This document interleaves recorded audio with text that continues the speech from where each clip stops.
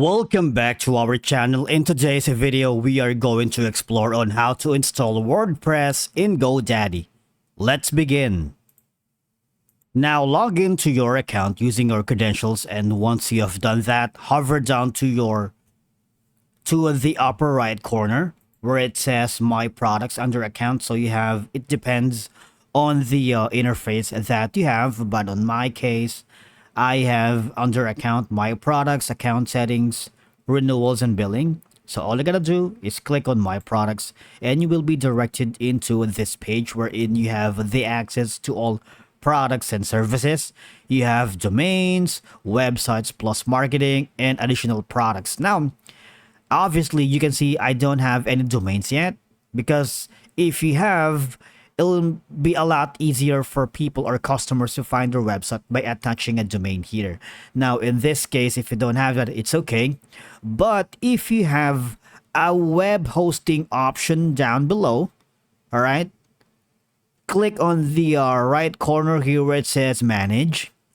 And when you click on it, what will happen is you will be directed to a new page wherein you would have an access to the cPanel admin.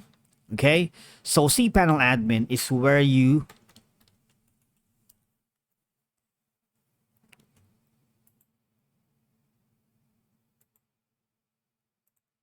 so the cPanel admin is where you can access. You would be able to search down on the list of applications shown the WordPress. Now, all you're gonna do, if you see WordPress down on the featured applications, click on it.